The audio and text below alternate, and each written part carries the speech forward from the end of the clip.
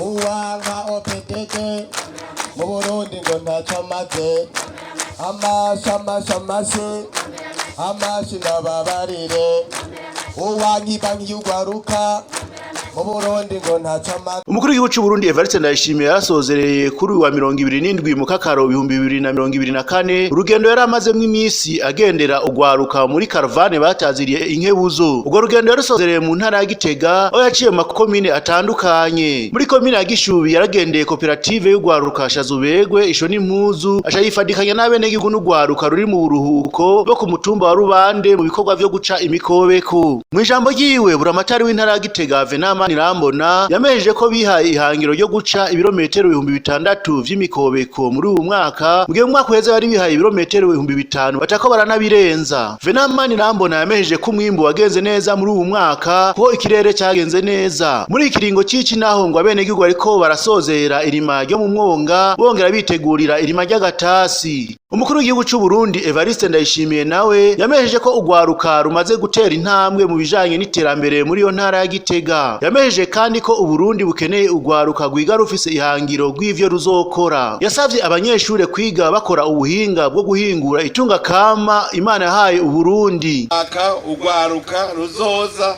rukora ibikorwa biruteza imbere. Twe twakuriye mu bindi vyiyumviro. Twakoze mu vyiyumviro vyo gusaba. Ugwaruka mu nyumvirize iyo tugeze muri iki kiringo tuba turiko turigishanya. Twebwe abamura dukuze twe tugiye ku mashure twatugiye kwiga kuzosaba kuko twavuga ngo wo kwiga iki ngogira uce uronka akazi novuga twiga ngo duce tuja gusaba akazi gusega rero sivyo umuntu asega ntapfatunze dukeneye yuko ugaruka gubu wiga ruvuga ruti jewe nzokora iki.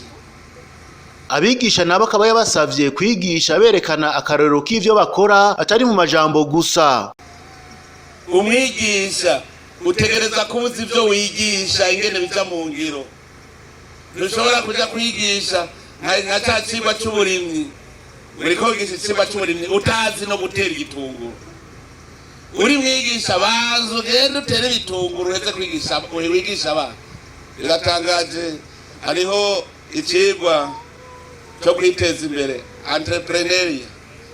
Iyo mvire nk'umwigisha ariko aracigisha atazi no gutunga agakwavu bariko arigisha uri kuraroga. Inyuma y'ibikogwa umukuru w'igihugu cy'u Burundi yaragendeye ikigo c'ubushakashatsi Izabumahwa kiri muri komine ya Ryansoro aho yagenduye ibitungwa bihatungiwe. Yaraciye kandi muri komine ya Makebuko kuraba uruganda East African Drilling and Granite ruzohingura amakaro rukoresheje amabuye y'urutare ruko rubakwa ku mutumba wa Mwaro Ngundu. Yaciye yerekeza kandi muri komine Itaba aho yuguruye ibitaro vya komine Itaba. Yarashimiye abanyetaba kuri yo ntambwe bashitseko ashamenyesha yuko ari intambwe ikomeye mw'iterambere. Yarangije urugendo muri komine ya Gitega aho yuguruye ihoteli Jerusalem y'umwe mu gwaruka Engineer Perisax Gateka. Yaciye yerekeza ku kibuga c'umupira w'amaguru Stade Ingoma ahari ko habera urukino rwahuje umugwa wa Musongati FC na Flambeau du Centre. Intsinzi ikaba yatahukanye umugwa wa Musongati ku bitsindo 2-1 ca Flambeau du Centre. Umugwa wa Musongati waciye uronswa akaba hashaka miliyoni 6 hamwe n'igikombe n'imipira 5 yo gukina. Hambavu y'ivyo umugwa wa Musongati waciye uronswa inka ya Frizone n'umukuru w'igihugu. Mwomeye ko aho hose umukuru w'igihugu cy'u Burundi yagiye araca ari kumwe n'umutambukanyi wiwe n'abandi bubahwa yakiranywe igishika n'abene gihugu hamwe ndetse bakaba baramusasiye n'ibitenge.